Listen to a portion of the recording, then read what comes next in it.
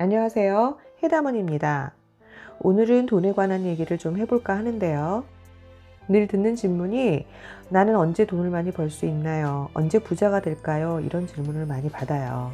돈은 벗어나기 힘든 모두의 관심이죠. 그럼 과연 나는 돈복이 있을까? 돈복을 어떻게 끌어올 수 있을까? 이제부터 내 사주 모양에 따라 달라지는 재운과 그에 따른 대처법에 대해서 알아보겠습니다. 똑같은 그릇이 있습니다. 돈복을 받을 그릇이죠. 그릇을 타고난 사주라고 할게요. 다들 이렇게 똑같으면 좋으련만 그렇지 못합니다. 작은 그릇, 큰 그릇, 납작한 그릇, 유리 그릇, 스텐 그릇, 깨진 그릇, 뚜껑 달린 그릇 등 각양각색으로 부여받았죠. 그릇이 바뀌기는 힘들 듯 합니다. 하지만 활용할 수는 있죠. 태어나서 공부, 시험, 결혼, 돈, 명예, 직장, 자식, 건강, 비도 오고 눈도 오고 바람도 불고 따뜻하기도 하고 춥기도 합니다. 이것은 대운과 세운으로 우리의 삶이라고 할 수 있죠. 이 운의 흐름 속에서 복을 담아내기도 하고 놓치기도 하고 환경에 의해 깨지기도 하고 또 강해지기도 합니다. 받은 그릇도 정해져 있고 오늘 운도 내 맘대로 안 되면 받은 대로 먹고 살라? 그러면 정말 낙이 없죠. 제복 있는 사주와 없는 사주의 구성을 살펴보고 돈복 끌어오는 방법 알려드릴게요. 첫 번째로 제복이 있는 사주입니다.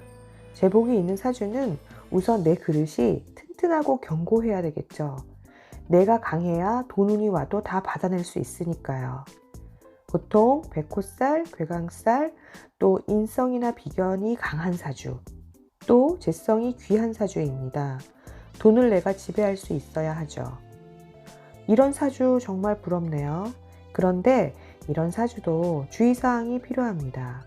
이렇게 돈이 들어올 때 반드시 나눠야 합니다.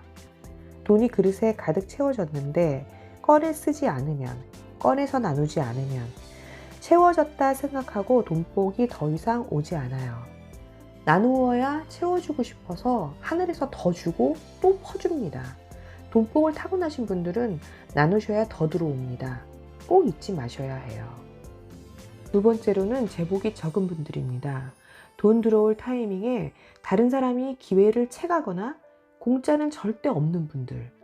이런 분들은 보통 그릇의 입구가 작아요. 그럼 돈이 더 많이 들어올 수 있게 입구를 넓혀야 합니다.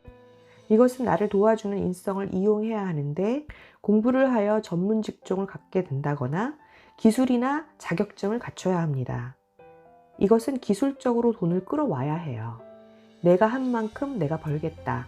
남의 눈치 안 보고 일하겠다. 이런 분들이십니다. 제복이 적은 분들 전문직이나 자격증을 꼭 따세요. 세 번째는 돈은 들어오는데 돈이 내 거가 되지 않는 사주, 돈이 새는 사주입니다. 많이 버는 것 같은데 너무 열심히 벌고 있는데 모이지도 않지만 돈 쓸 일이 왜 이리도 많은지 벌어도 끝이 없고 내 손에 쥐어지는 건 하나도 없는, 결국 일만 하다가 이제 좀 겨우 돈 좀 모아서 뭐 좀 해보려고 하니 건강이 안 좋아져서 병원비 쓰기 바쁘게 되는 이런 분들은 돈의 정체를 숨겨야 해요. 돈이 아닌 척하고 있어야 합니다. 남이 뺏어가지 못하게 문서화해야 해요. 부동산이나 땅에 묻어두셔야 합니다. 그것을 목표로 돈을 훔치셔야 돈이 남습니다. 돈이 새는 사주, 부동산 등으로 문서화하세요. 네 번째는 나는 아예 재성이 없어요. 무재성 사주입니다. 이런 분들은 채울 것도 없으니 돈에 대한 아쉬움도 없으세요. 그릇은 아주 납작한 그릇이 되겠네요. 그래서 오히려 부족함을 못 느끼십니다. 욕심이 없으니 불만도 없죠. 이런 분들은 도리어 사주에 돈복이 운에서 돌아오면 더 상하는 경우가 있어요. 그릇이 깨져버리죠. 로또에 당첨돼서 더 불행해지는 상황이 이런 경우에 해당하죠. 또는 불현듯 모든 걸 버리고 산속에 들어가 버리거나 완전히 삶을 180도로 바꿔서 다른 인생을 살기도 합니다.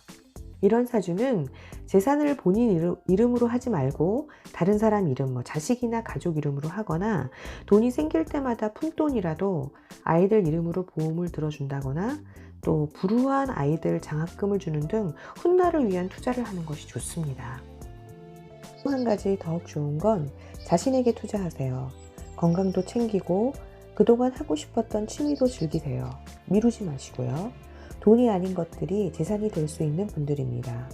마음의 부자가 진정한 부자라고 하지요. 재성이 아예 없다? 없어도 행복하니 더 욕심을 낼 필요가 없다. 조금씩 훗날을 위해서 투자하세요. 타고난 돈복은 따로 있지만 이렇게 대처하시면 나의 돈복 100% 활용하실 수 있습니다. 돈, 이 돈을 쫓느라 이 돈 때문에 말도 많고 탈도 많죠. 왜 돈은 날 괴롭히는 존재일까요? 이런 성질 때문인데요. 재성은 관성을 추구합니다. 관은 명예와 권력이죠. 돈이 생기면 권력을 행사하고 싶고 명예욕도 커집니다. 과한 욕망은 파멸을 초래하죠. 또한 이 재성은 인성과 대치해요. 인성은 공부, 생각, 원칙, 도덕성, 과정을 중시하는 건데 재성은 말 그대로 돈도 되지만 여자 또 결과를 내고 싶어하는 성질도 있습니다. 너무 죄를 탐하다 보면 도덕성을 생각하지 않게 되고 과정도 무시하게 되고 또 여자 문제도 일으키죠. 이런 경우 뇌물이나 노력하지 않는 돈을 바라게 됩니다. 돈으로 생긴 망신, 관제, 시비, 소송이 여기서 나오는 거죠. 돈이 명예를 높여주기도 하지만 돈으로 망신을 당하기도 하죠. 내 맘대로 되지 않는 돈이지만 돈으로 채워지지 않는 부분을 다른 것으로 채워질 수 있습니다. 더 가치 있는 것으로 채우는 것은 여러분 마음에 달렸죠.